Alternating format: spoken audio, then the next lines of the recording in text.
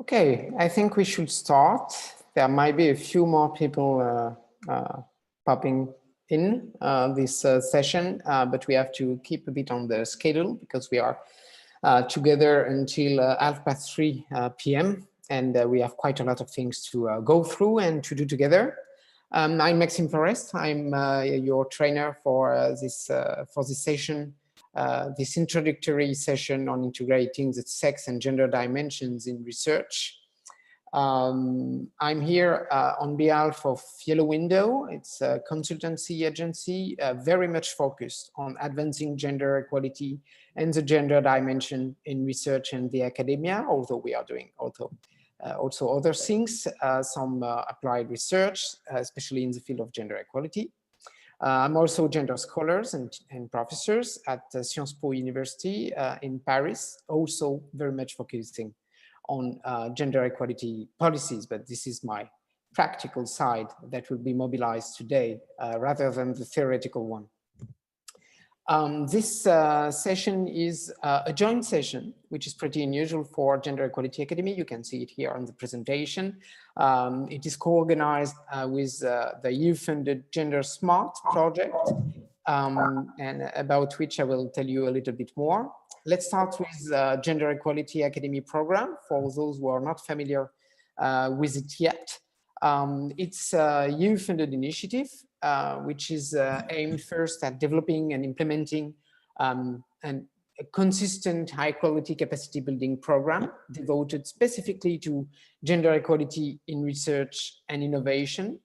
Of course, it is meant to be based on state-of-the-art knowledge and expertise, mobilizing people who know about the field and who have been engaged with training people in this area for quite a while now, or whom are being transferred this knowledge through their own training of trainer activities. We aim also to provide you with tailor-made training material for specific topics. And we target different groups, decision makers, people involved in human resource management, gender equality and diversity officers at universities and research centers, senior and less senior researchers, especially those who are involved in project teams, and so on and so on. I would just kindly ask all participants to mute themselves so that we don't have background noise until you take the floor at some point later in the session. Thank you. We use different formats. Of course, those formats have been a little bit affected by the current pandemic situation, so we had to be reactive and to adapt, but we still do provide quite a number of formats, although currently everything is obviously online. So we have theoretically in-person training, but those have been, of course, suspended, and online trainings, which are being delivered full speed. Online workshops, webinars, summer schools also planned online for the next summer, and DOCC being, let's say, the progressive and feminist equivalent of a MOOC. So it's a distributive online collaborative course where the different type of knowledge are put and pooled together and with a huge interactional dimension. And this is what we actually do through Gender Equality Academy, and quite successfully so far. And about the Gender Smart project, so it's a project which is, as many others currently funded by the European Commission, devoted to implementing changes for gender equality through the design and implementation of gender equality plans, so GEPs, at 5 research performing organizations, so research center or universities, and 1 research funding organization, the largest French funding organization, the National Agency for Research. The focus of Gender Smart is rather on life sciences, on agriculture for international development as well. And this will be a bit reflected in today's session, although it might not be your own field, but that's actually not the main purpose of the case studies that we will use this afternoon, to be really focused on your own research area. The very purpose is to demonstrate how you can integrate a gender dimension in research, and actually working on fields which are not yours is also useful. There will be also focus on STEMs, on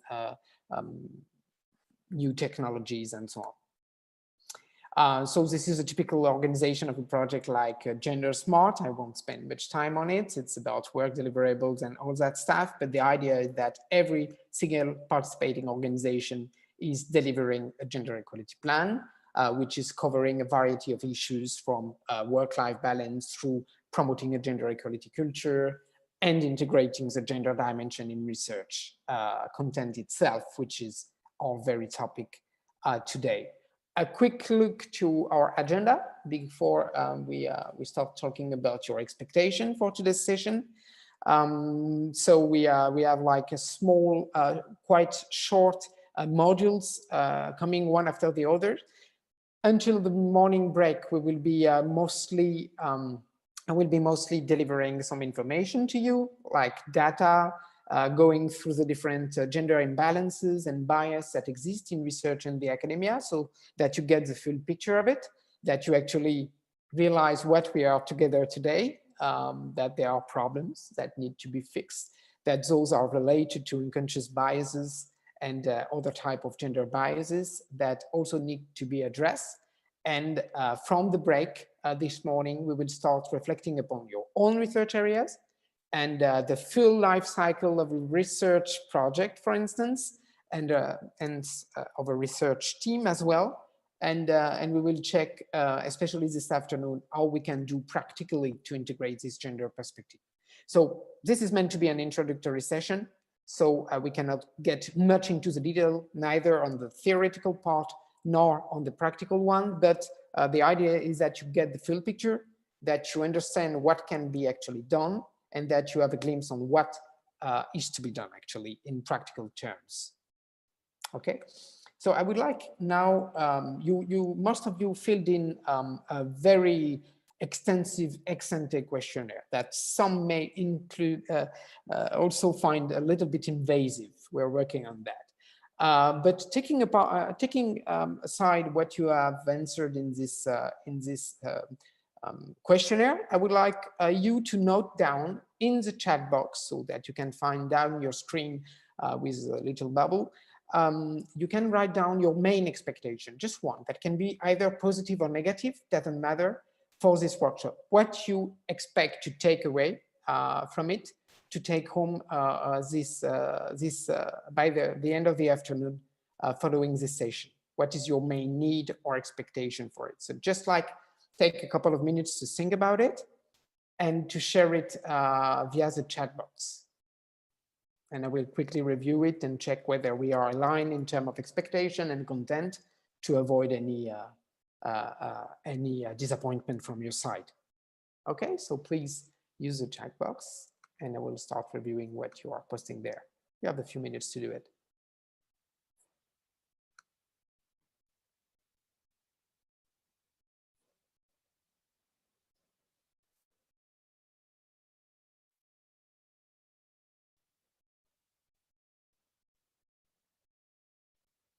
And no problem for the typos, okay? We will be very, very tolerant with any typos. That how a chat box works. Better to write quickly than properly. Okay, I see quite a lot of contribution already, so I will share a few with you out loud. So how to integrate gender issues in my own research project. So that's definitely one of the purpose. What are the main steps to implement this gender dimension? Possibly using a bottom-up approach. So we will see what we mean here by bottom-up.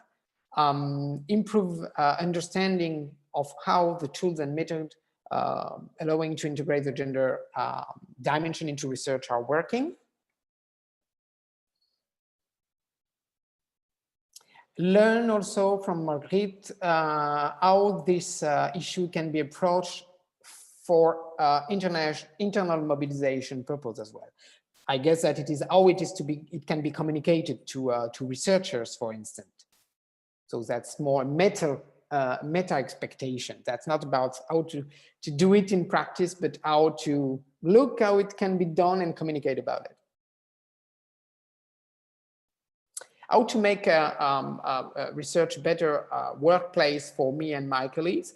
Actually, this, Eva, we will touch, but only incidentally, by providing the big picture of the status quo of gender imbalances in research in the academia. That will give you some hints to do that.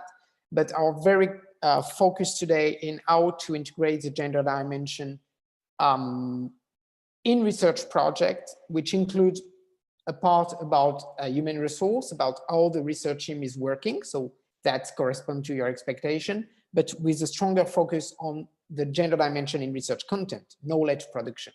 So that will be covered, but only partly because it is a focus of many other trainings by Gender Equality Academy. The same for INMA, how to improve gender imbalances and to real successful stories. This is something we actually deliver through other training formats when we focus, for instance, on recruitment, on career appraisal, on promotion, and so on, which is something that we do not mainly cover here.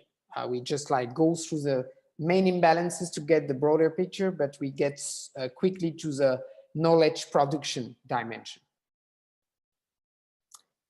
Ute, yes, definitely. This is what we will be covering.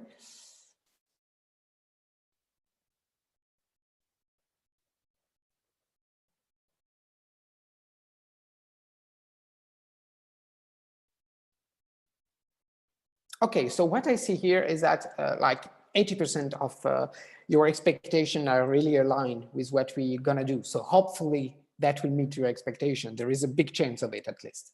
I just see maybe a few expectations which are more related to correcting imbalances in the academia, like learning about good practices, for instance, in recruitment or in access to decision-making or in institutional communication.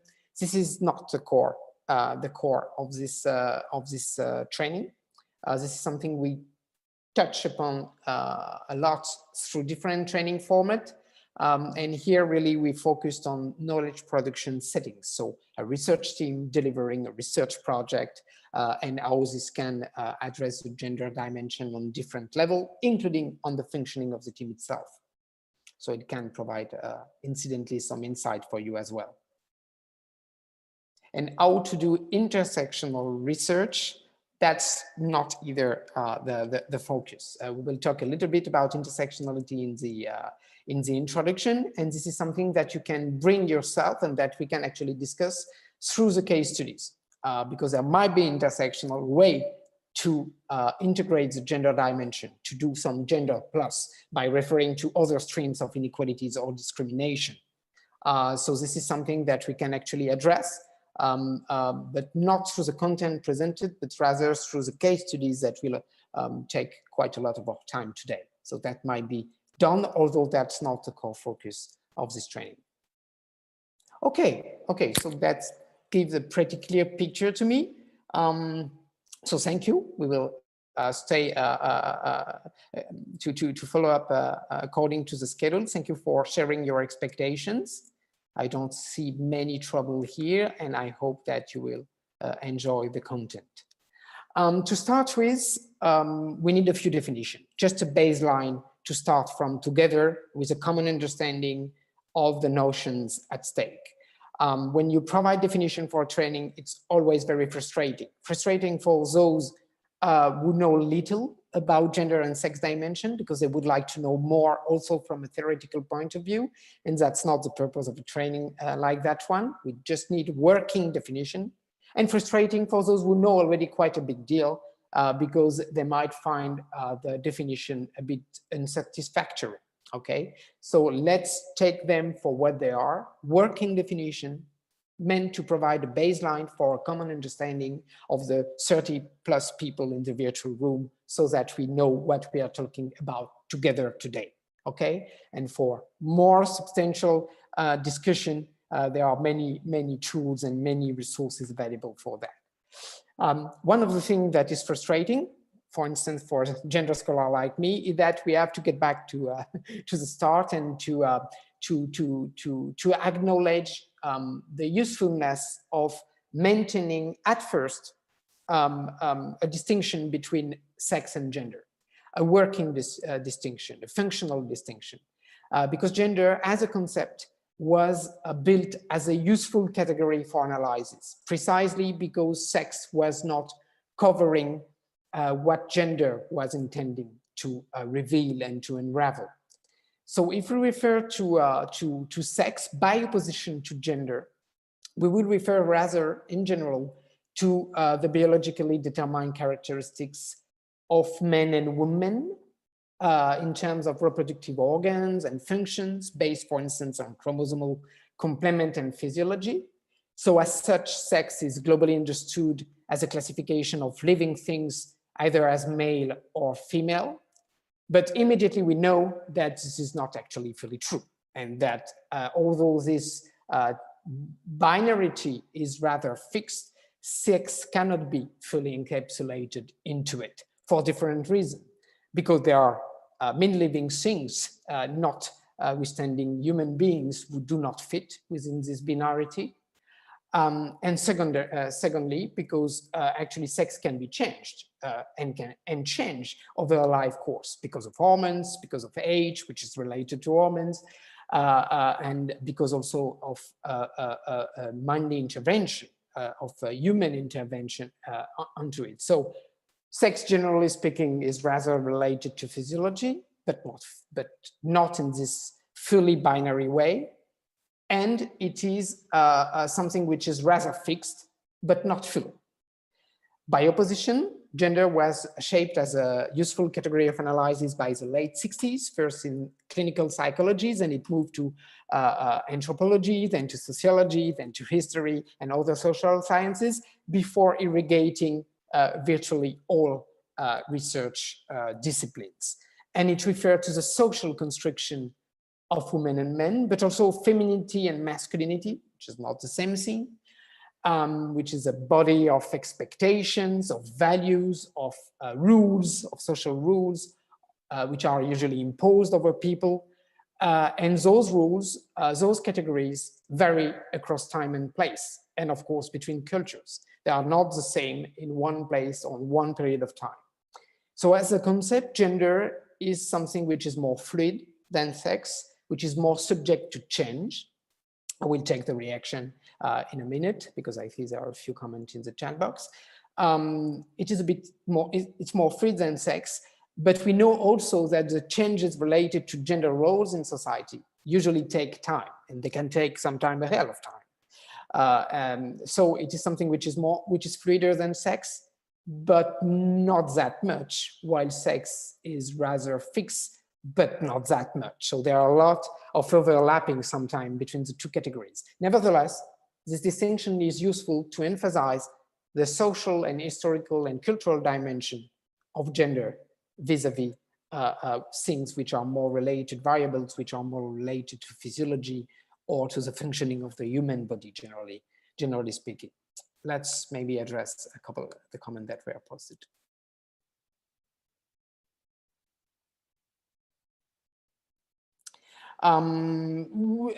Practical question, do we share the slide after? Yes, sorry, I should have told it. Okay, so we share the slides. And about the lectures from Regit Zagrosek, I have not heard about it, Carolina. So there might be a mistake or misunderstanding with respect to another event of Gender Equality Academy. You may check, but this is not here. With regard to these two categories, and if we want to be a little bit less binary, which is also useful, we can look at this gender-bred person. It looks a bit childish, but actually it tells a lot. We see that there are actually scales, that there are like continuums upon which people, individuals can place themselves or be placed by society, be allocated by society, with respect to different aspects. Biology, again, so what is measurable through organs, hormones, chromosome, whatever. Sexual orientation, which has definitely little to do with it, and which is basically whom you are attracted to. your gender identity, how you conceive yourself with respect to gender categories that have been built by society around you, and you might fit those categories or you might not, and your gender expression, how you actually demonstrate or perform your gender, both in relation to your gender identity and to what is expected in terms of gender expression by society. And those different things are present in every single individual, no matter we are straight or homosexuals, no matter we are queer or we believe to be or consider we are or not, we are position ourselves on those different scales. And there is also this concept that was mentioned in one of the expectations, which is intersectionality. And intersectionality is interesting because it is a very disputed concept nowadays, and I will not enter neither in the theoretical nor political discussion, but I will just invite you to acknowledge something.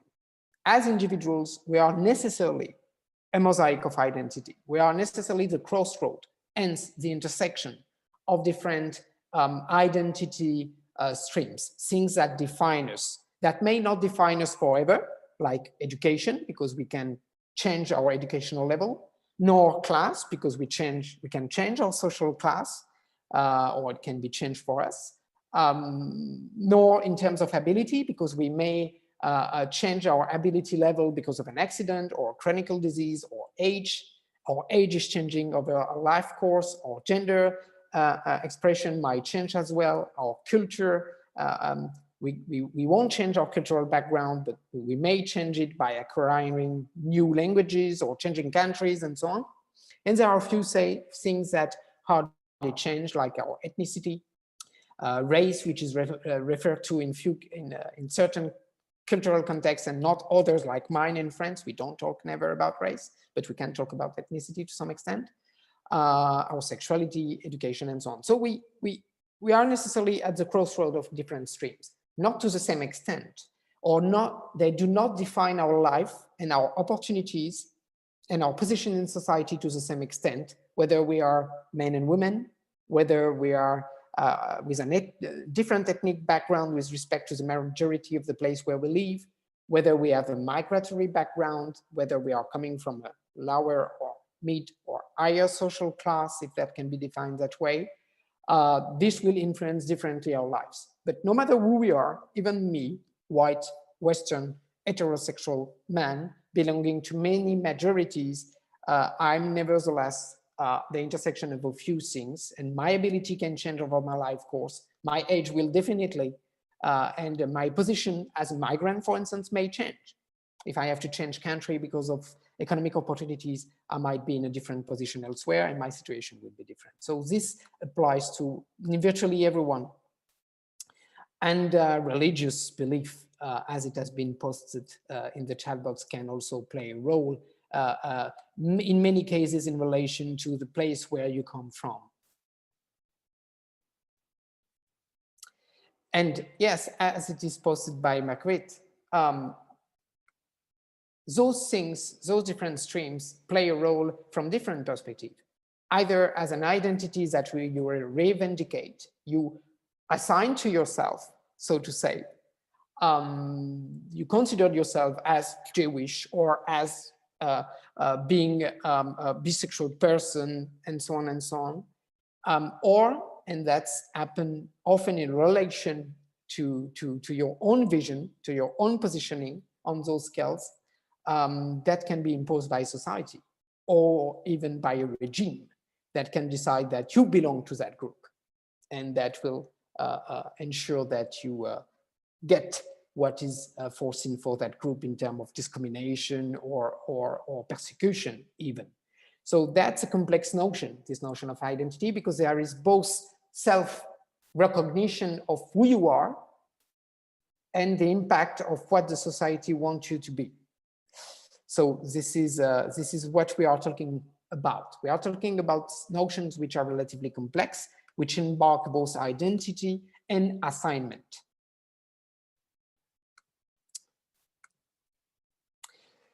So if having those very basic definition in mind, and not entering much into the theoretical notion, but like just acknowledging that we are diverse people, that we may face different situations based on our identity, and that gender as a social construct may impact both men and women in society, but in different ways. We should look at the situation that we have in research and the academia. And I will here go quickly through a few issues, a few problems which explain why we are here today. If we have to talk about the integration of the gender dimension in research, is because there are a few issues, there are a few problems which have been well identified, documented, also with data, and that we should pay attention to as researchers or as people evolving in research and the academia. The first big picture is horizontal segregation. And this graph coming from SheFigures being the pluriannual compendium of sex disaggregated and gender disaggregated data produced by the European Commission for the EU 27, not 28 as it is written here, not anymore. And it's also important to see that, to notice that the only specific statistical compendium handbook produced every 4 or 5 years by the European Commission on a specific area, a specific topic, is about research and innovation. So there might be problems which are specific to our field or which are especially noticeable in our field, which is also a reason why we are here today. So look at horizontal segregation. This graph should be looked at from two perspectives, from two distances actually. If you do like myself, you look at it from a distance, what you see is that on average, men and women are distributed unevenly across research and higher education fields. Looking at the percentage of female researchers in those fields, you see that there are far less in engineering and technology, quite less in natural sciences, that it is a bit more balanced in medical science, and that there are a majority of women in several countries as concerns social sciences and humanities. So the situation is different in terms of research fields. If you look closer, what you see immediately is that the situation is much different according to countries as well. And this is because it is about gender here, not sex. It is about the different ways discipline is conceived in one particular context with respect to its history, to the history of the institution in that field, in terms of being like more proper for men or women, or more attractive to men and or women. And the situation in every single research field will be different for each country. This is what we see also here. An example, for countries from that were submitted to post-socialism, to state socialism between the 1940s and the late 1980s, the hierarchy of knowledges, the organization of research itself was completely put upside down. It was changed a lot because what was important in Western countries was less important in Eastern European countries, and vice versa. And this had also an impact on the representation of women in different fields. And also those countries had a very strong push for integrating women in the workforce and in higher education, which eventually led to their higher presence in a few STEM fields, for instance. That's just an example, but that tells you that the context matters. The history of each discipline in every single country matter. The history of access of women to higher education matter to explain those differences. But generally speaking, men and women are not distributed similarly across research fields. And we know that sometimes you have like very small pools of female researchers to recruit from, for instance, in certain STEM fields like computer sciences or physics or certain part of astronomies, and more in others. This is all related to the history of those disciplines, but also to context. And this horizontal segregation comes with another type of segregation, which is vertical, which is in terms of accessing the different stages of the career ladders. You have different stages which are a bit standardized across Europe. So you can see them in those two figures coming also from SHE figures. If we look from the student level, like undergraduate, graduate, postgraduate, a PhD, which is roughly the third category, the third scale, and then grade C, grade B, grade A, towards more senior position. What we see in STEM fields on the left of the screen is a situation where women are largely underrepresented from the beginning of the career, and this underrepresentation increases over the course of the career. And for very senior position, the proportion of women in STEM fields, that is science, engineering, technology, mathematics, is about 15%, while it is about 30% at the beginning of the career. If you look at all research areas together, what we have is a scissor diagram. A scissor because women are now overrepresented, they are outnumbering men in many fields, which make that on average, there are about 55% of women involved in higher education, and they remain at a similar level or outnumbering men until the PhD level. And from postdoc level, the two curves, the gap between the two curves is broadening, is deepening, and toward the more senior position, you have about 44% of women and about 78% of men. So this is the situation that we have. So it's different from STEM field, which is worth noticing because it's not reflecting yet the massive feminization of higher education in Europe. But even where the massive feminization of higher education is already visible, as on the second graph, we see that there is still a gap and that this gap is deepening. So that might be related to demographics. People who are now in senior position entered into the scientific careers earlier on, at a time when probably there were less women in those fields, but that does not account for everything. What do you think is happening in the middle or toward the end of the first part of those graphs? What is happening that would explain this change and this deepening gap? Yes, Martha, possible explanation. What would you think?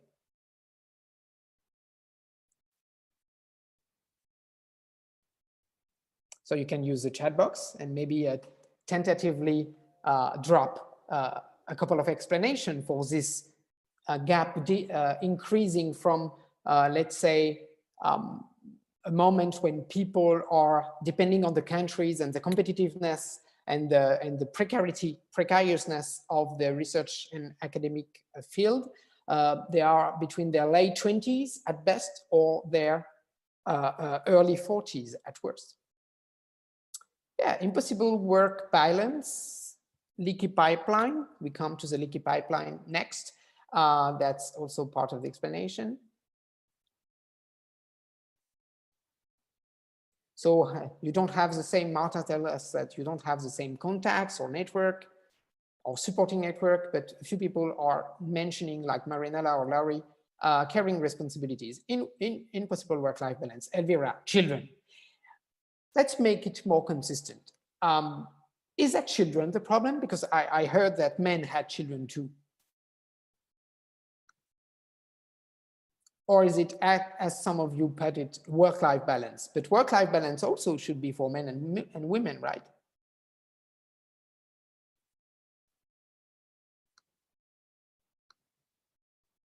So the family burden is higher on women, yes, because it is about gender. So there are different social roles attributed to men and women with respect to carrying responsibilities, which are still in the European Union taken charge of 85% up to 90% by women. So that's pretty a big difference. There are changes, but the changes are very slow in terms of distribution of domestic tasks and caring tasks within the family or within the household. So the changes are too slow to make a big difference yet. So still, the caring responsibilities are very much put upon women. Caring responsibilities are not exclusively about children. It is about aging parents. It is about dependent people. It is about relatives with these chronic diseases or disabilities. It's about the mental charge of the maintenance of the household, but it places a lot of pressure in terms of work-life balance, predominantly over women. And this usually increases when people have to make decisions with respect or choices with respect to having children or not. That is roughly at the moment where they are in position of getting tenured or of achieving a more permanent, more stable, slightly better paid position in research and the academia, with a lot of differences across country, which explain that this is precisely when things are happening. May I add something? Yes. I think it's most of the problem is in women, in the women head. Huh? We feel responsible. We make the sacrifice. We think that the family has to be together. We have to take care of someone, and we have to do it. It's our decision. Yes, but you know, a decision that you take because every single aspect of society is shaped for you to take it is still your decision, right? I do agree with that. But it's a decision which is very much conditioned by your surrounding circumstances. Yes, but the fact is that it creates different opportunities for you.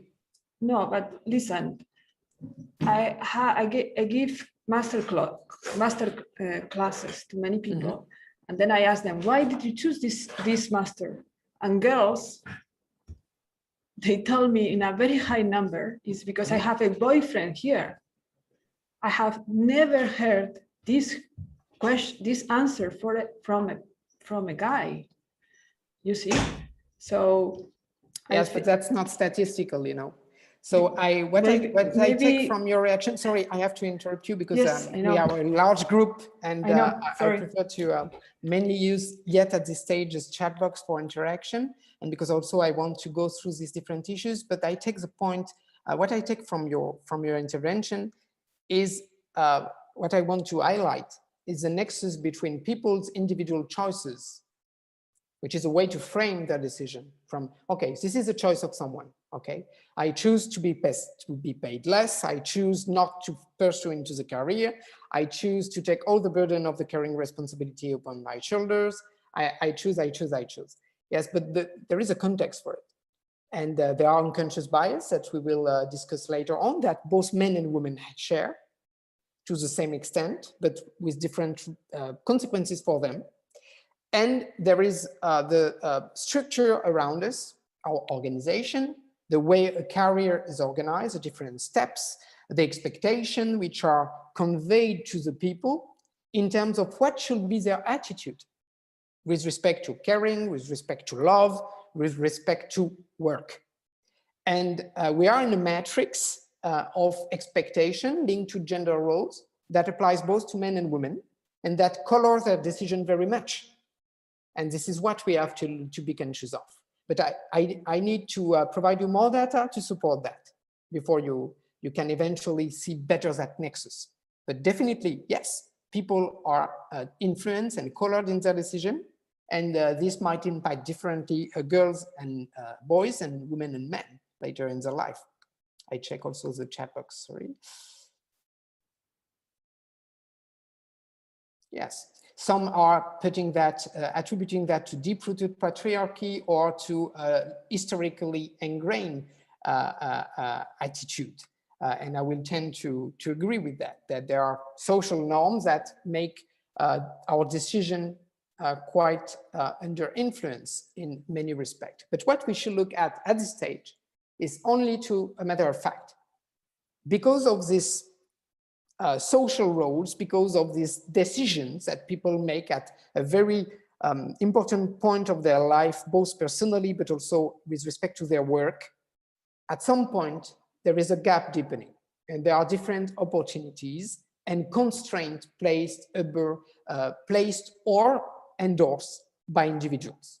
And I think we should agree at least about that. Another way to look at that is to look at it from the perspective of the leaky pipeline. So the leaky pipeline of women of science is basically looking at the same thing, that there are less and less women as we move up the career ladder. But the leaky pipeline is showing also something different. It's showing that it is not that only that people make choice, as it was said, at some point and decide to leave. It is that they are also dropping and not coming back. And by dropping from the system, from the pipeline of knowledge, from the pipeline of skills, from the pipeline of creativity, which is irrigating science and innovation, they usually take their creativity, their skills, their training, their capacities with them, and they do not pour it back into the pipeline. They might choose it elsewhere, in private life, in mounting a business later on in their lives, in their voluntary work. They do not stop to be useful people by any means, yet they drop out from the pipeline and they don't get back to it. So the pipeline somehow is to be fixed. It's not only about people's decision and people's choices. It's about also how science and higher education organization can retain people by paying more attention to those different levels of constraints placed upon them by gender roles. At least it's a way to fix part of the problem. You cannot change people's decision. You cannot interfere even with people's decision. But what you can do is try to make the pipeline a little bit more tight and welcoming, so that you want to stay in it and to keep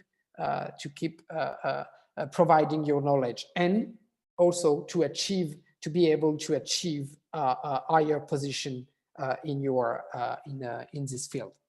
Checking again the chat box.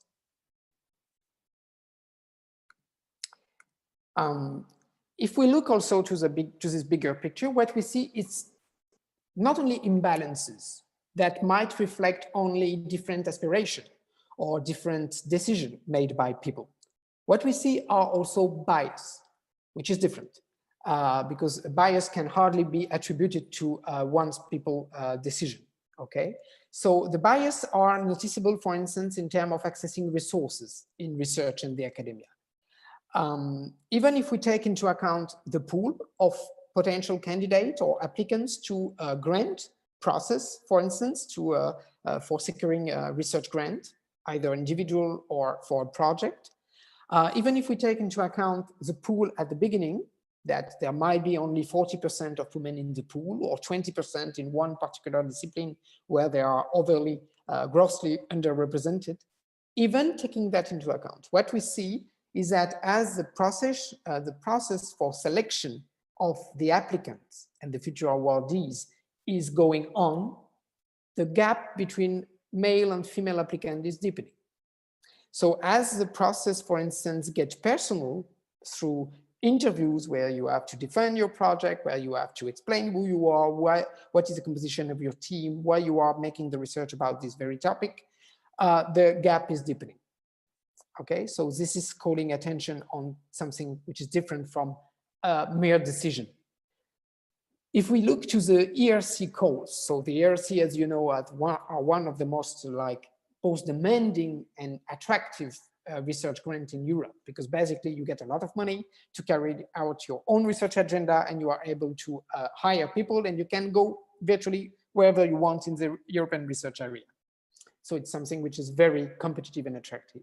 So here what we see is that the proportion of women, both among panelists, members of selection committees, and among applicants is relatively low. It's around 30%, and it can go down depending on disciplines to 15 or to 20%, reflecting the horizontal segregation that we have seen at first. But what we see, which is even more worrying somehow, because it is not the status quo only, it is not a matter of pool, it's a matter of bias, is that the proportion of grantees is always even smaller, and sometimes significantly. On average, the difference is 4%, 4 points between the percent of applicants, female applicants to ERCs, and the percentage of grantees. So that might reflect that women on average are lower performing in research, but that's very much contradictory to what we have seen for all research disciplines where women are overperforming men in higher education, at least till the PhD level, which is reflected in outnumbering men as well. This is just because they work, they are performing better. So it's a bit suspicious to think that they are suddenly performing less well later on in their careers. So that might be a good indicator that there are some selection bias involved. And this is something we should pay attention to as well. Another good indicator is gender bias in access to international research mobility. So just like for ERC in general or research grant, which are very important for a researcher to pursue a research agenda over his career and to progress in this career, international mobility is very important as well. At some point, it's nearly, in some disciplines, it's nearly compulsory to do some research abroad for a while. So here we are considering international mobility as something mid and long term. So it's not a couple of weeks. It's either 6 months or over that you are pursuing research opportunities abroad. What we see here, again, like for the first graph about horizontal segregation, it's a complex situation, not one-sided or black and white one. We see that in a few countries, Ireland, Slovakia, Poland, Israel, there are significant gaps to the detriment of women. Men are definitely more mobile internationally by about 10%, which is a significant gap, especially if you consider the opportunities it brings you in terms of salary, in terms of contact, networks, opportunities. If we look to the other side of the graph, we see that in Luxembourg, Denmark, or Switzerland, women are slightly more mobile than men by about 4%. How would you explain both situations? The biggest gap in a few countries like Ireland, Slovakia, Poland, or Israel, to the detriment of women in terms of international mobility, and the smaller gap to the apparently benefit in a few countries like Denmark, Luxembourg, and Switzerland. Do you have any clue to explain one or the two situations? Because it tells a lot, actually.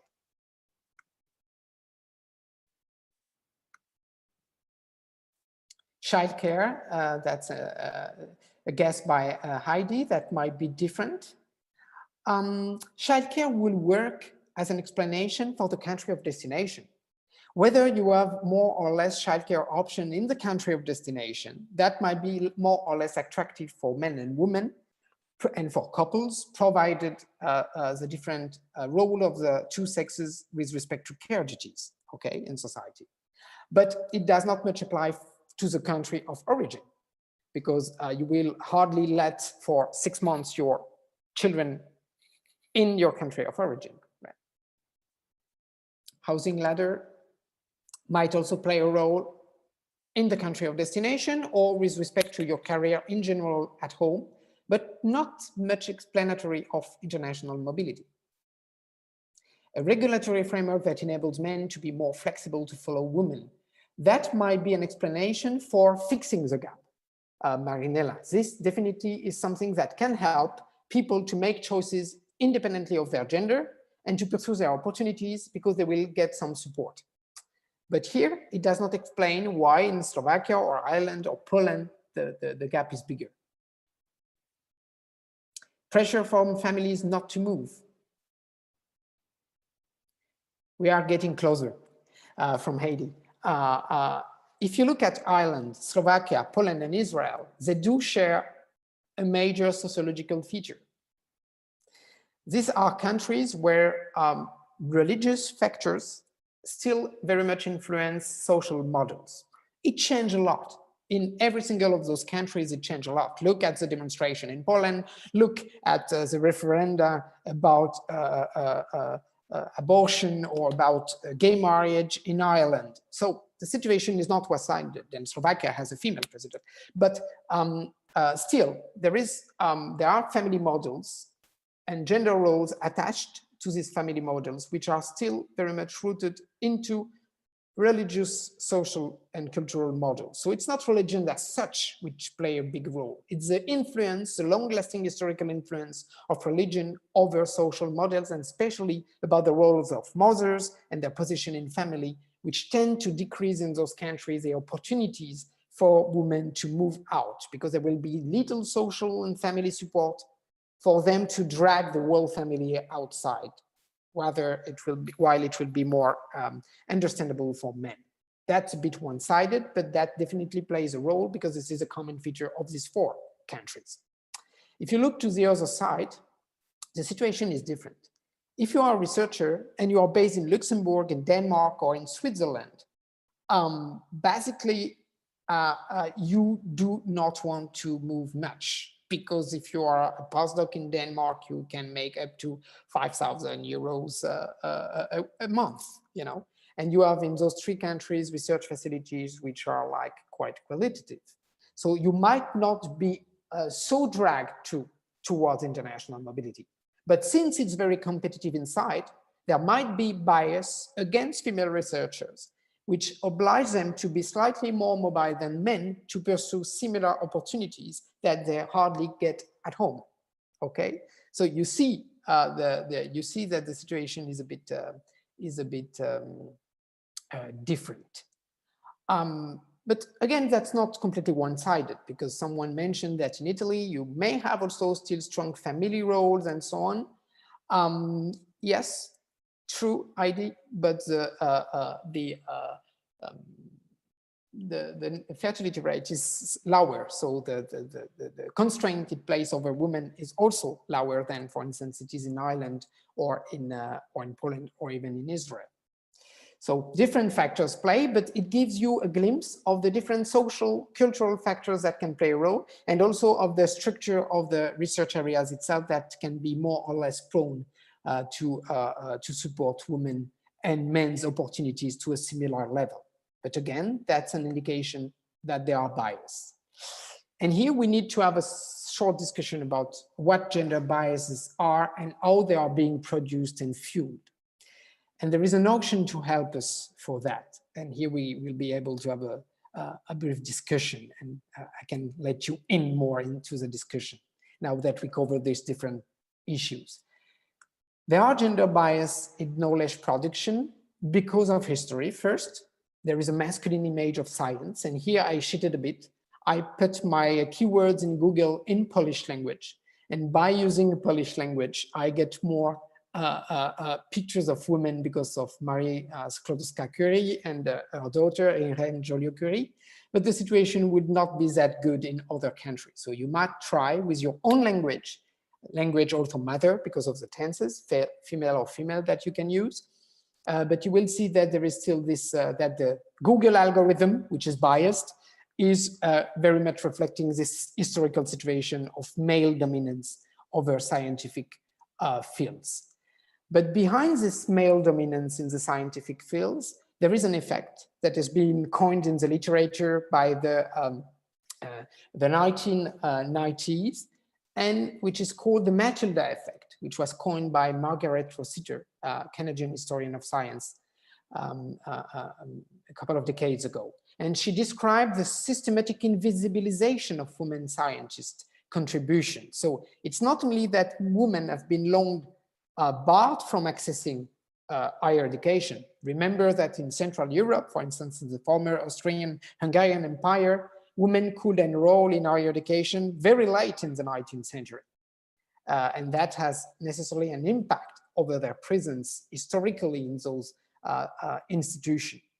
When I'm walking the corridor leading to a rector's office in a venerable Italian or French or Portuguese university or Spanish university, from Salamanca to Coimbra to Bologna to Paris, Sorbonne, all the portraits in the corridor leading me to the rector's office, who might eventually be a woman nowadays, are male. So this is reflecting this long history of exclusion and predominance of male within science, which is correlated also to the erasement, overlooking, undermining, under consideration put on women scientists' contribution in different fields. Rosalind Franklin's overlooked role in discovering the DNA, Liz Meitner's foundational work on nuclear fission not being recognized, or even movie star Eddie Lamar, whose invention paves the way for the Wi-Fi technology, and who was just like a patent was not used before it was over, that she didn't have to be acknowledged as owning the patent. So there are many examples of that, and if you look at your own fields, you may find a number of examples of this underrepresentation. One woman in Ireland did the test for Ireland looking for women. That usually, you know, the standard. One woman in the first page, and then if you get the picture smaller, you see that they are really grossly underrepresented, definitely in many countries. So the search will be different, will hint different results, whether you use female or male tenses, depending on your languages, but famous scientists generally return this type of result, no matter the tense. And if we have like institutions that historically have been very much male dominated because of the exclusion of women of knowledge production activities for very long, and long after they could enter those fields, because the structure was already there, the practices, the prestige, the traditions were already ingrained and still very much influences.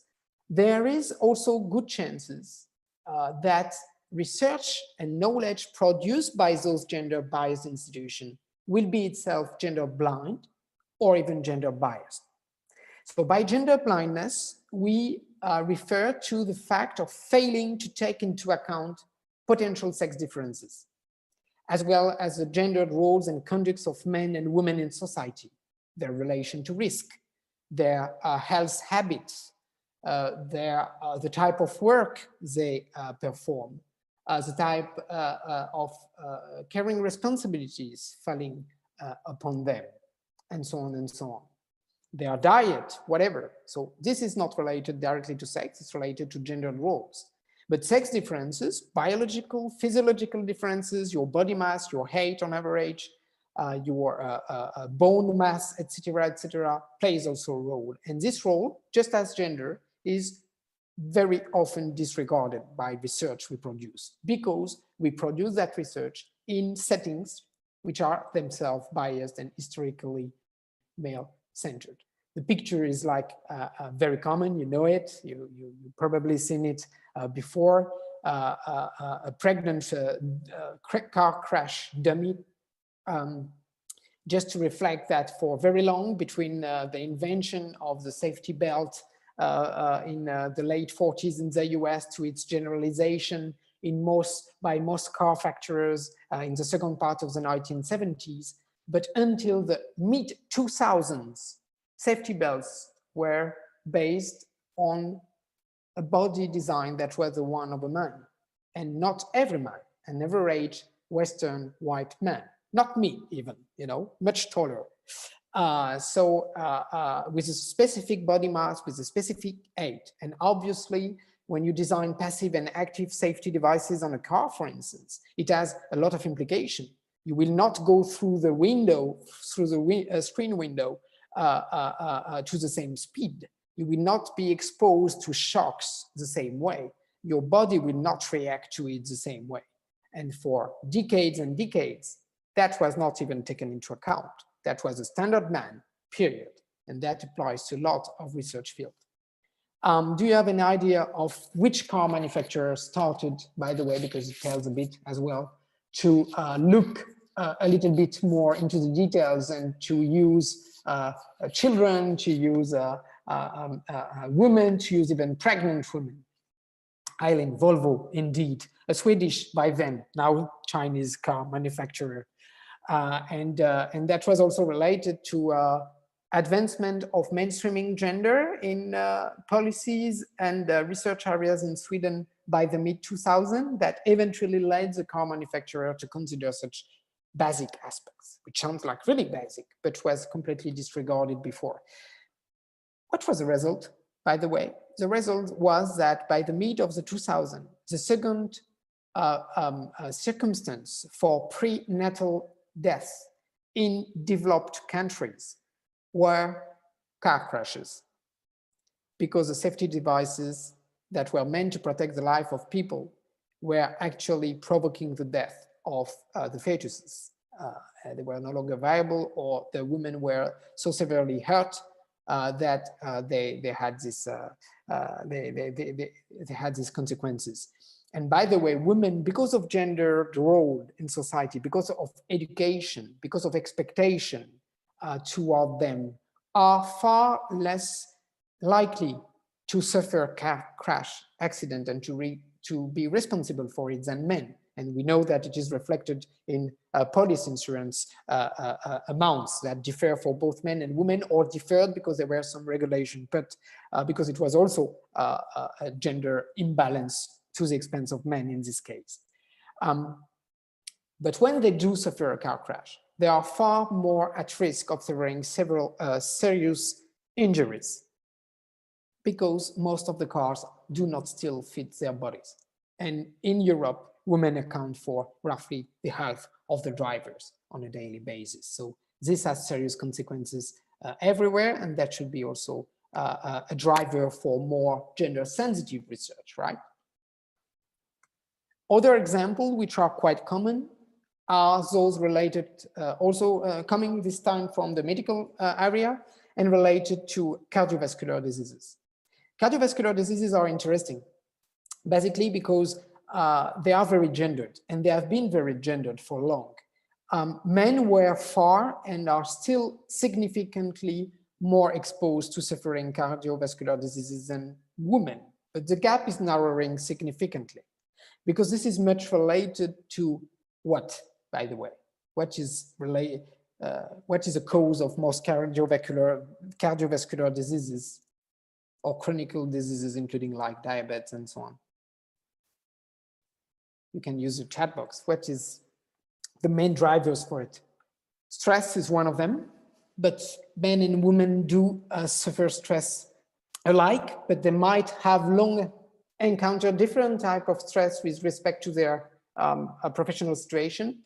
Obesity, overweight, indeed, which is still affecting to a greater extent one takes over the others, but the gap is really narrow now. But habits, health habit, the way you drink, your alcohol consumption, the way you smoke, the way you take pills, which kind of pills you take, lifestyle with lack of activity may have also played a role. And then on the top of that, different hormones, different genes, which react differently to these external factors. But the external factors are predominant.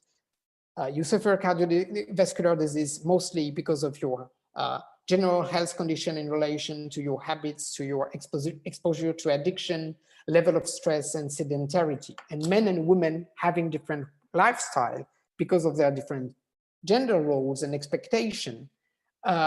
This has created a huge gap in terms of exposure to cardiovascular diseases, which has started to narrow down when women were allowed into paid employment, increasing level of professional stress, to some extent with contraception, true, which had impact on hormonal behavior. When they start to smoke in similar proportion or greater proportion nowadays than men, and to drink more because it was more socially acceptable at some point. So all of that had an impact. So now the situation is that men are still suffering more, but that the gap is narrowing. But another gap is narrowing, since women are now suffering cardiovascular diseases in significant proportion, for instance, heart failure, less than men, but still quite to some extent, they are more at risk of dying from it, just like for car accident. They are more at risk of dying from it simply because their symptoms are not the ones that are usually recognized by medical personnel or by the family or by people around. Because the symptoms we know about heart attack, about heart failure, as the one of men, not the one of women: cold sweat, unusual tiredness, nausea and vomiting, sudden dizziness, heartburn-like feeling, which, to be honest, could be something else. With respect to so still pathophysiology is related to sex differences. Yes, sex matter. This is what we are talking about as well. It is about physiology, And it is about gender. It is about your behavior and the behavior dictated also by society. And it is about your physiology. Just as for car crashes, it is society that prevented women from driving for a long time, and that led car manufacturers not even to consider them as potential driver. But it is their body mass, which is physiological, which will have an impact on the movement of their body inside a car, put upside down by a car crash. So sex and gender matter here very much, and have been both disregarded largely. So the two count. I do agree with Carolina on that. Here you have also a graph showing different risk of cancer linked to exposure to relatively low level of radiation, 20 microsievert, and you see that even with exposure rates which are relatively mild, the difference in exposure to cancer is relatively high. And this is related mostly to sex, that is to your body envelope, to your muscular mass that will more or less protect your organs from radiation and so on and so on. And that might be also linked to a reaction, linked to hormonal cycle and so on. So this is much sex related. Why to take such examples? Just to tell us that we should not be surprised. We should not be surprised that if our history in relation to science and knowledge production is gendered, if our institutions have been long gendered and are still, the knowledge which is produced by those institutions, which is published in the journals that we have, with the process of validation of knowledge that we do have now, are gender biased as well. That should not come as a surprise. There is a continuum between those different situations and the different data we have discussed before. But there are things that can be done to fix that. But first, we have to acknowledge that there are bias. If we come to another example coming from STEM, we see that in something so important like artificial intelligence for economical development and the future of society, for good and bad reasons, asking me for bad ones. But I mean, that's a matter of fact that artificial intelligence will regulate a lot of human activities over the upcoming decades. And on the basis of artificial intelligence are algorithms.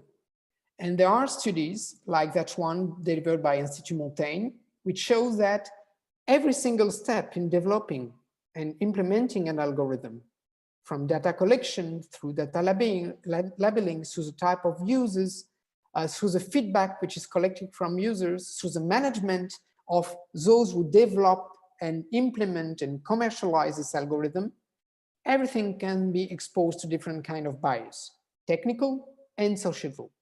Omitted variables, poor databases, poor data selection process, but also economic habits or economic objectives influence the algorithm, cognitive aspect also in terms of how it is being used, emotional aspects with regard to coloring our judgment or our decision.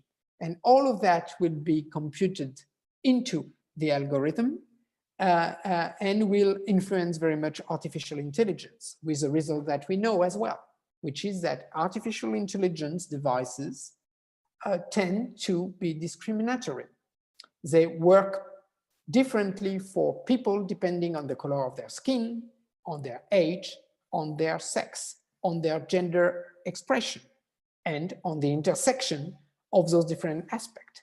So no surprise that the matches of those devices developed by Microsoft, FacePlus, or IBM are close to 100% efficiency for lighter skinned male people and quite efficient for lighter skinned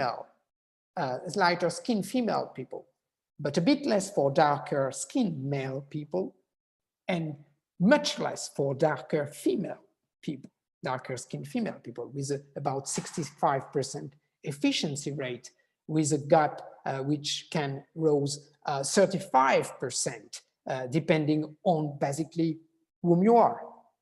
So this has a serious consequence, and you can figure out right now what those consequences could eventually be if artificial intelligence would be used even more widely for governing societies. If those biases exist, it is simply because they are easily accessible to us. We have biases all around us without even noticing, and they color very much every single decision we make. If we take the definition of unconscious bias, which is a very popular notion nowadays, maybe also because it exonerates us a little bit of our responsibilities because of this unconscious notion, I do agree. Most biases are unconscious. We are biased without wanting to be. But we may have benefit from being biased or suffering from those biases to a greater extent, depending on the color of our skin or our gender. So that should not be disregarded. But generally speaking, yes, unconscious bias occur when we make judgment or decision on the basis of our prior experience, of own personal deep-seated thought patterns, of assumptions or interpretation. And we are not aware that we are doing it. So based on this small definition, short definition, how often would you think we are exposed to unconscious bias? Frequently, not that frequently, rarely, extremely frequently? What is your vision? Based on that definition, all the time, according to Heidi, other views from you? Frequently, each day?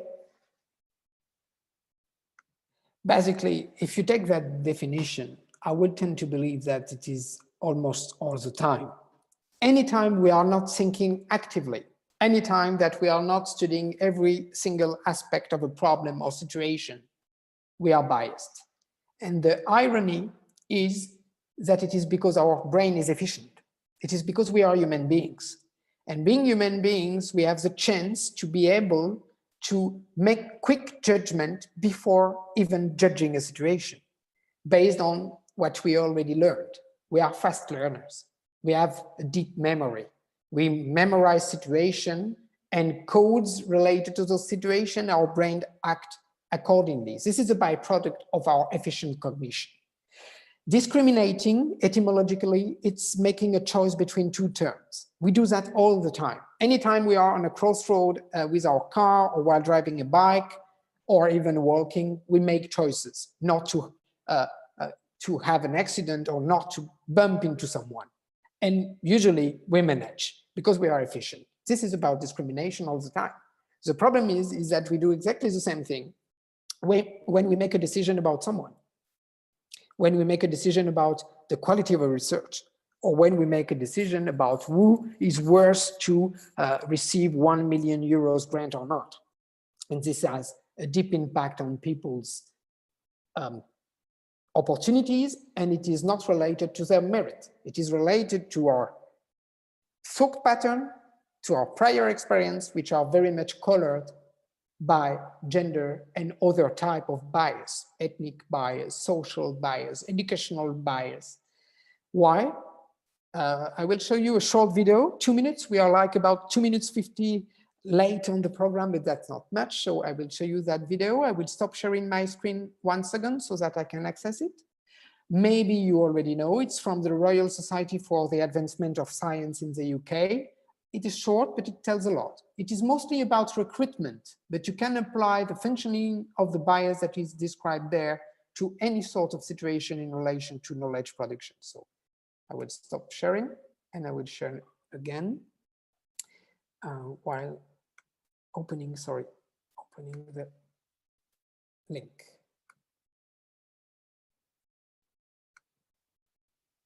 Okay, and now I share again.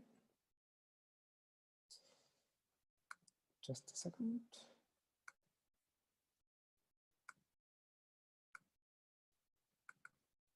The unconscious mind is amazing.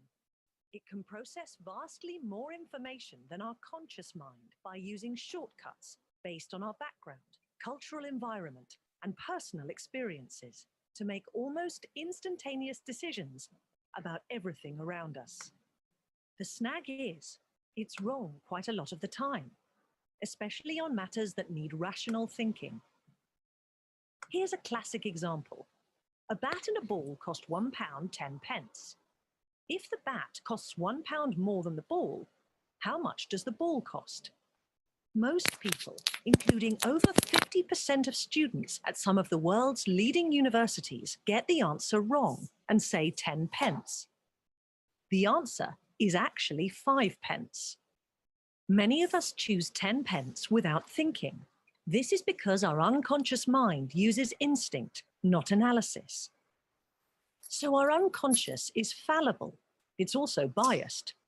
It makes snap judgments of people we meet, categorizing them according to gender, social, and other characteristics. In milliseconds, we judge whether somebody is like us and belongs to our in-group. These are the people we favor. So men might favor men, while women might favor women.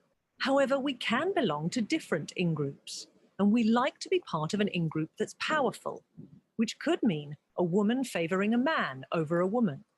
That's unconscious bias. All of us have it, and it colors our decisions without our realizing. For example, research reveals that if I were a man, you would be more likely to be nodding in agreement right now because people pay more attention to a male voice. The Royal Society fosters excellence in science, but this can only be achieved if we select from the widest range of talent. And that's not possible if unconscious bias is narrowing down the field for non-scientific reasons. To lessen the impact of unconscious bias, which is easier for us to notice in others, we are raising the awareness of unconscious bias to members of our selection and appointment panels. We're encouraging panel members to deliberately slow down decision-making, reconsider reasons for decisions, question cultural stereotypes, and monitor each other for unconscious bias. We can't cure unconscious bias, but with self-awareness, we can address it. So I hope that the video played well, that there was no technical issue. And that shows actually how the unconscious bias are working in general. I will get back to the presentation and why they are so frequent. A notion which is also attached to it is the notion of prejudice. Prejudicare in Latin is what comes before an informed judgment.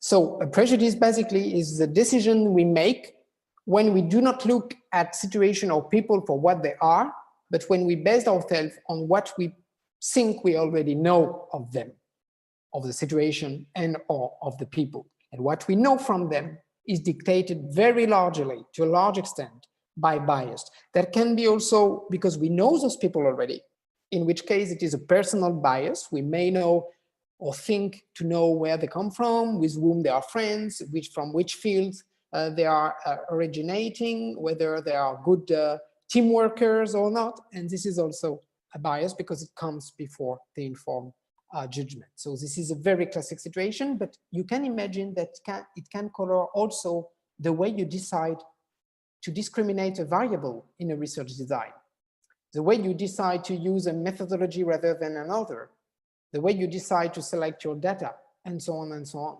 So it is something that can apply to a number of human situations and which does apply to it and explain why those biases are so frequent. It also brings us back to the interesting point that was made earlier by someone orally, which is that we are all biased, both men and women, and that we may make decisions for ourselves, which might eventually be detrimental to ourselves, but which will certainly be dependent upon what we think our surrounding, our family, our mates, our friends, our colleagues, our institution, society, our church, our community is expecting from us.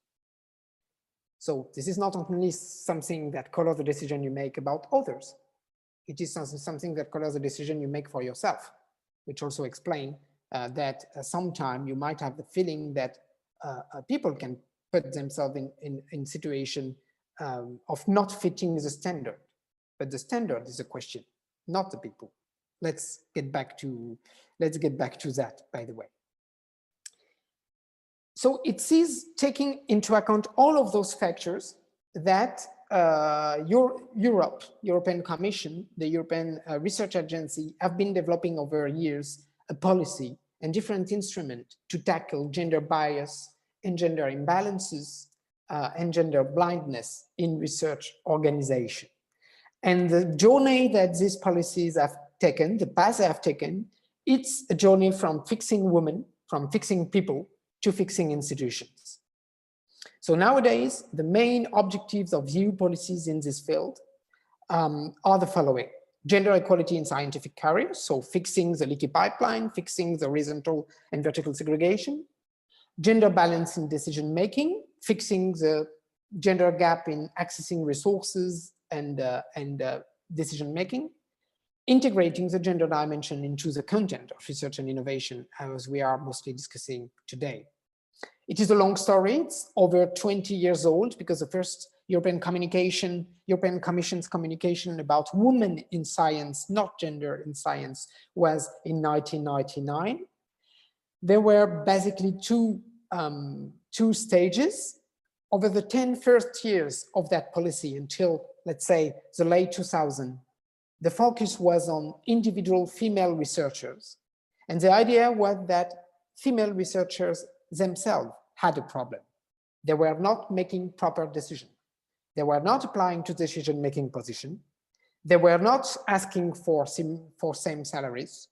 They were not applying to the same extent to research grant processes, applications, and so on and so on. They were not having the same active network, and so on and so on. So the idea was that they had a problem and they should be fixed. Fixed by mentoring them, fixed by training them, fixed by supporting them, by putting a mentor behind every single woman in research, mostly female mentors. So here you see there is a problem of statistics. If your problem is you don't have enough women in a field, that would be difficult to put one woman behind every new potential researcher in that field, right? Doesn't work that way.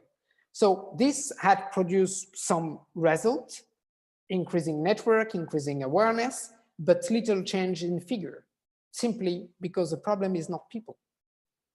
What was intended with those policies? It was making those women to fit a standard that had been designed and shaped in a gender insensitive way, that had been designed and shaped mostly at a period when women were not involved in those fields, when they were not part of the picture. So they were meant to fit a standard that was definitely not theirs, but might not be even adequate and adapted to the new profile of researchers, new generation of both men and women involved in the field. For instance, the standard of full dedication to research, of long hours, of overcommitment, of overwork, is meant to be part of the libido scienti, of the power of knowledge that drives you as a researcher. Great. Yet, if you look at statistics in Europe, the white-collar category of workers who care more, who care most about work-life balance, family-work balance, are researchers of both sexes, of both genders. So this is not true anymore. And from then, a change was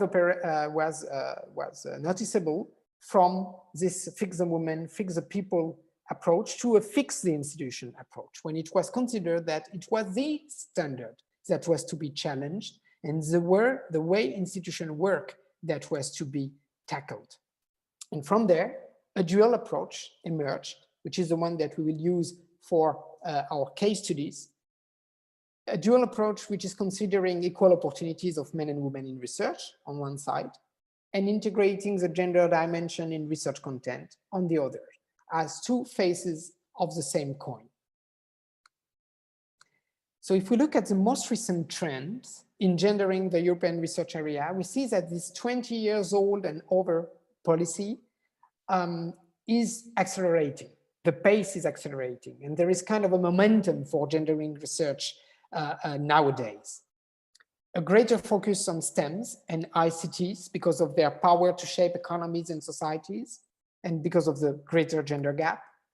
A focus of what are usually called lower research intensive or widening countries by the European Commission, mostly located in Central Eastern Europe and a few in Southern Europe, countries that benefit less from EU research funding.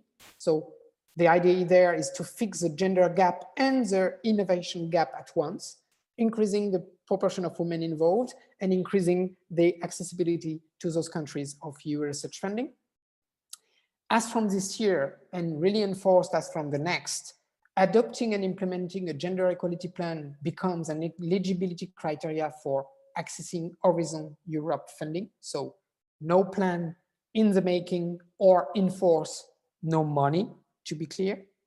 That's a bit the trend, although it will be a step-by-step process, obviously, notably not to discriminate widening countries.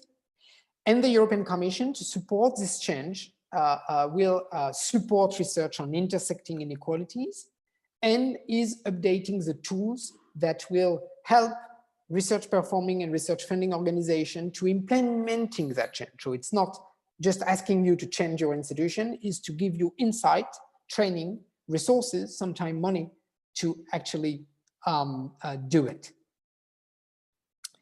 We will look at the research cycle. So we will kind of lend a little bit our reflection from the macro variables to the particular circumstances of a research program or project with a lifetime cycle, which is usually quite the same. So it is more project related here than a research career as a whole. It's related to a research endeavor defined by the lifetime of a research cycle. So we will look at this research cycle that I will present you shortly, and I will kindly ask you to generate ideas together, either through the chat box or taking the floor with short comments if possible, to leave time to as much people as possible to participate, about potential gender bias for each step of the research cycle. So we will process that way. Here you have this research cycle with a research idea phase, which is when the idea for the next research emerge, in which circumstances, with whom around the table, and the first ideas are dropped around that will fuel the research design. The next one is precisely when the research is being designed, so usually by several people for grant application, for instance. The research phase is when the research is being delivered, so the data is collected, it is being analyzed, and the dissemination phase is about communicating results and potential outputs and outcomes of the research to different audiences, which usually leads to a new research idea, hopefully, into a new research cycle. So we will look first at together at the research idea phase. And we will look to the two dimensions. Remember that we are in this dual European approach. In yellow, it is what concerns women's and men's opportunities in research, participation, the position and role they occupy, for instance, in a research team, their respective contribution, how it is being acknowledged, and so on. The red part is about the research, the gender dimension or sex dimension in research content, in the very topic and the very design of the research project. So please think of the two dimensions and their potential relation and try to identify as many potential bias as possible for the research idea phase, thinking of your own experience, where such ideas usually emerge, in which settings, who is around, who is participating in developing those ideas, and how are they developed before to be included in a formal research proposal for a grant application, for instance. So let's take a couple of minutes to think about that on your own. Unfortunately, we cannot interact directly. And then you can drop into the chat box or just take the floor and write your idea. Okay, so try to first focus on the first phase, even if you have ideas as Yekta for the next one, that will be useful, but let's be process related. So as for this first phase, focusing on one gender and ignoring the other or others from the idea phase. So you are thinking about a topic that is relevant to you and your research field. And if it's something where gender matter, you will focus on one and ignore the other. You will have gender blindness from scratch. INMA is asking who can prepare a proposal, not like principal investigators have the same weight in the organization. That can be a bias. Who can actually deliver the idea, and which ideas by whom will be the most considered. People with who are more assertive, that might be incidentally men and majority, will receive more attention in developing the idea. So there might be a context of interaction which is detrimental to outsiders who might be women or not. Who can be people from other disciplines, people from other institutions, people with short-time contracts, people with temporary position, and so on and so on.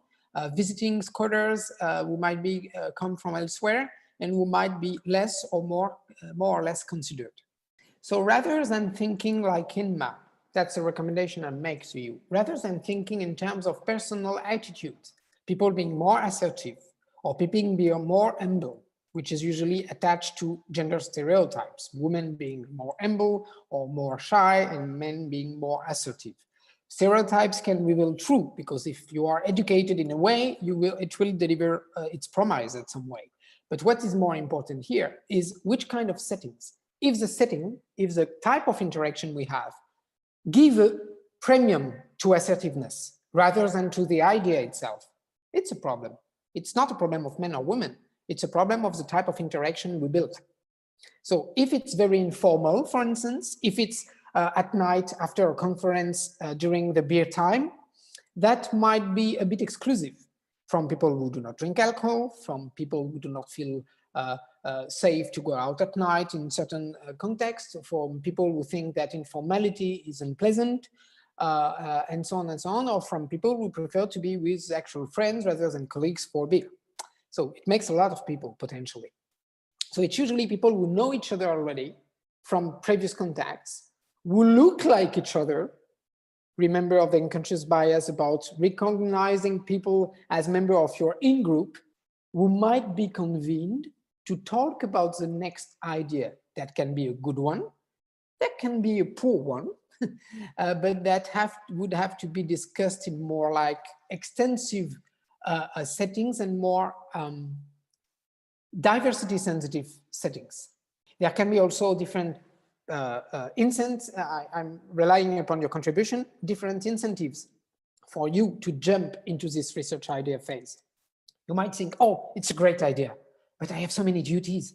I have care work, I have children, I have my research assignment already, I have my teaching assignment, I have administrative work on the top, which is unevenly distributed between men and women taking more administrative work and teaching work in universities than men, for instance. And you might decide that, okay, that's a bit over the top, I won't join this research idea phase.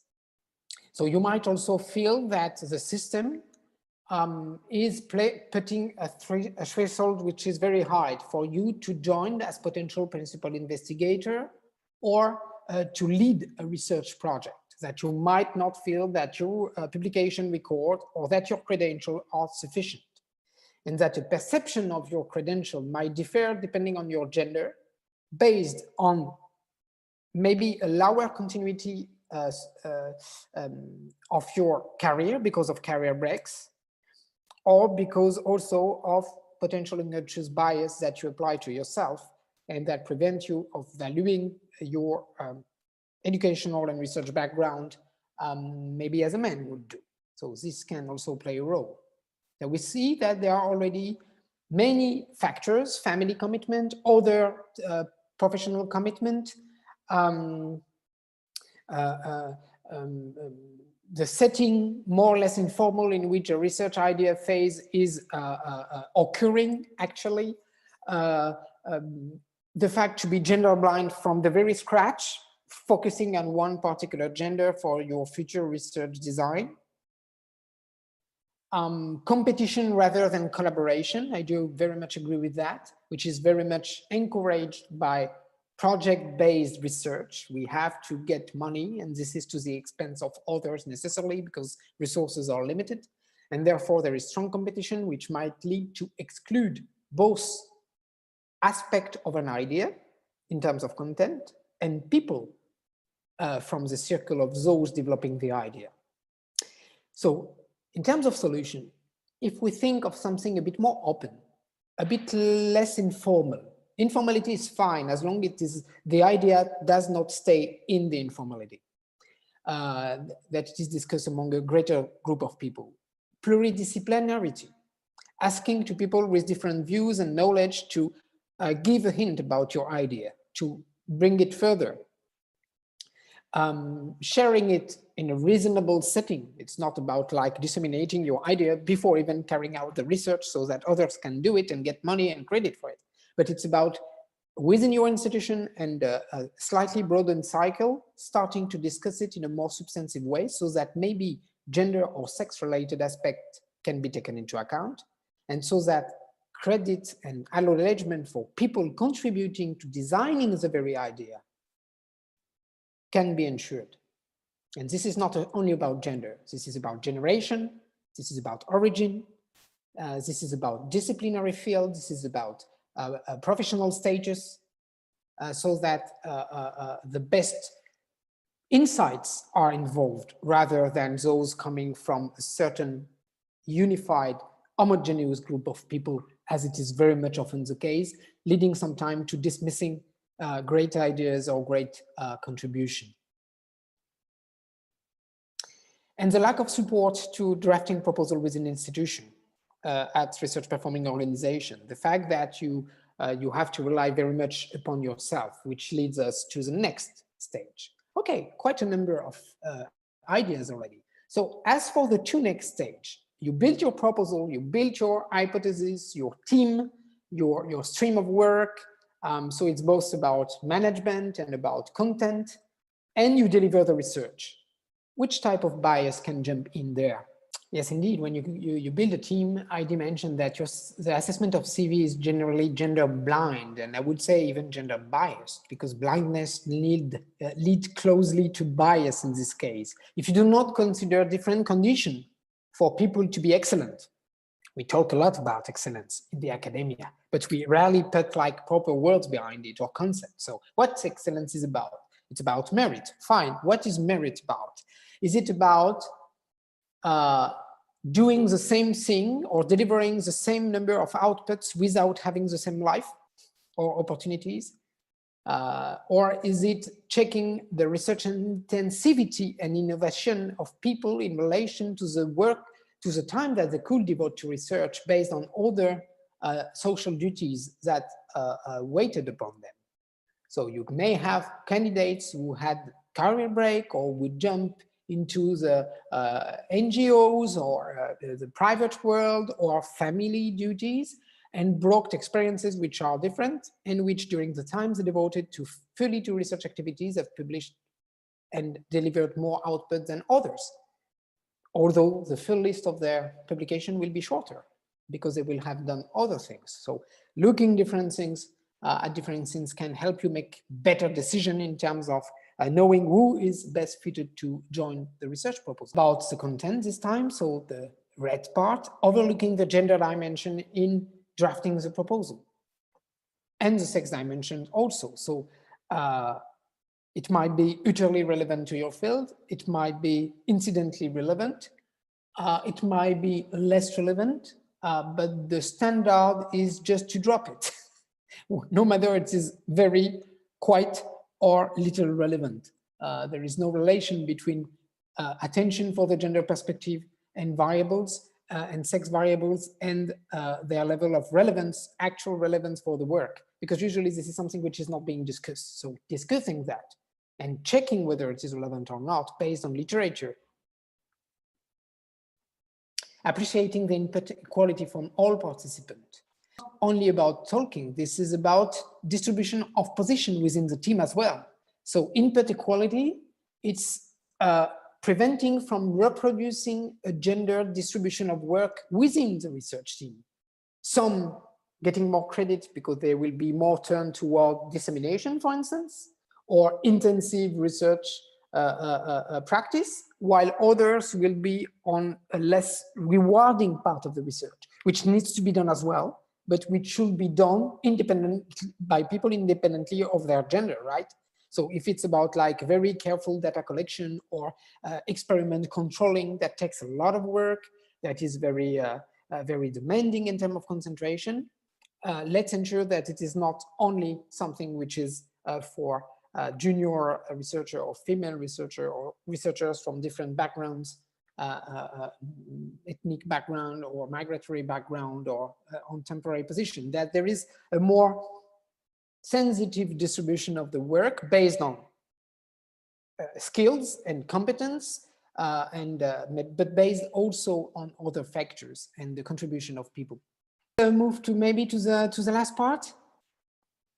That is dissemination phase, the delivery of outputs, the communication of the results, the vulgarization also. So it's both toward the research audiences and non-research audiences, policy audiences, whatever.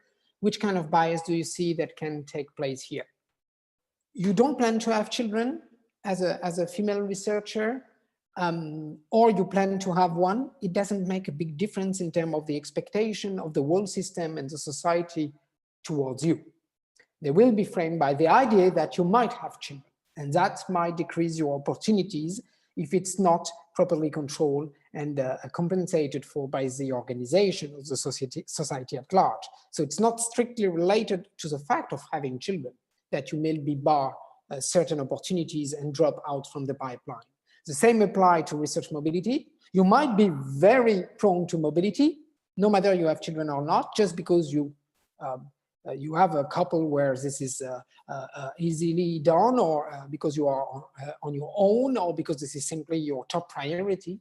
And still, you might not receive the same opportunities because your appetence, your projects, your expectation will be affected by stereotypes of others, from others. Okay, so this is really important to emphasize. And Jana mentioning that the Matilda effect can be all around the cycle and also to the dissemination phase, especially to the dissemination phase, actually, when you take credit for the research done, and that, for instance, if you are encouraged to deliver speeches abroad or to publish, or if you are discouraged to do so, or less invited to do it, that might have implication for you as well.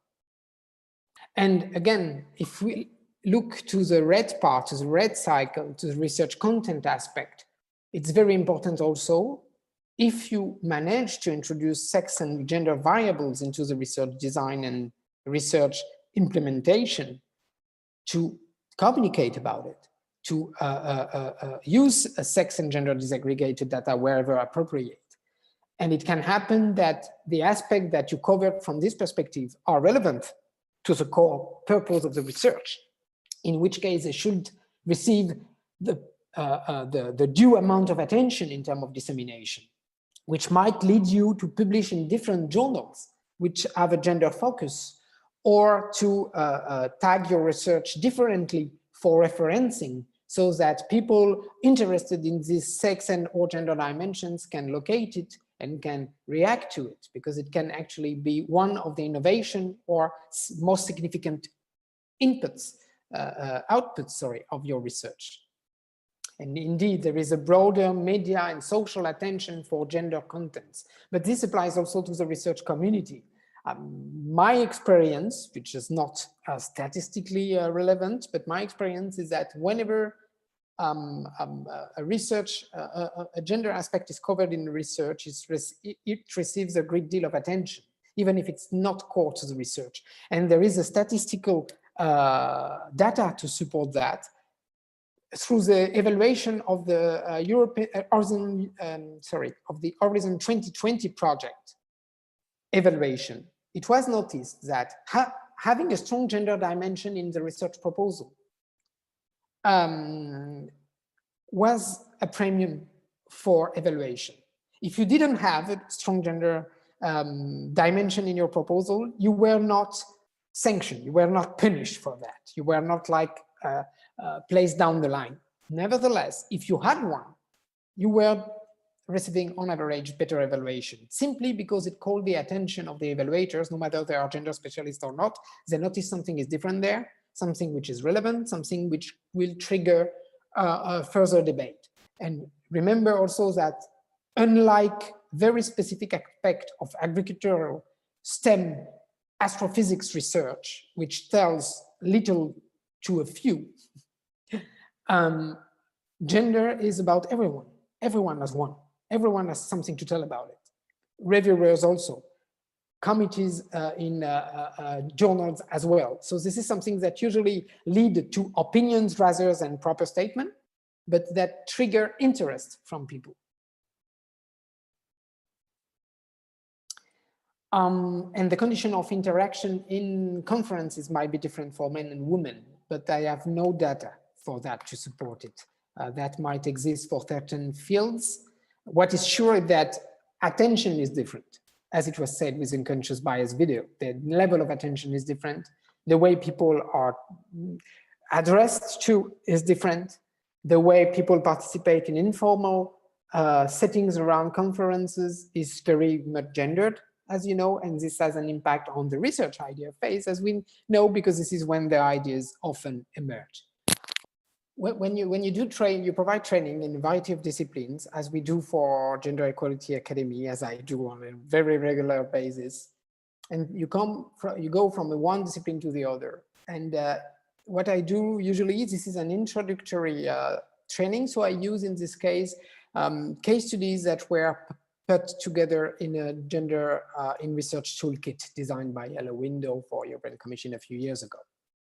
But when I come to specific settings with people working in the same institution, I take cases from their own institution and I just take them from their website. That's really easy in all type of disciplines. And you realize that there is an issue with how we do research, with how we build hypotheses, with how we select variables, all of us, whatever our disciplines and whoever we are, whatever our gender.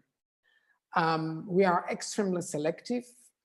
We do not discuss or challenge much our initial ideas. It ends up that we are able to develop multi-million project on food consumption without asking who gonna prepare or use the food and for what purpose. Agricultural project without asking who is managing water resources or who is owning the land or acceding to credit.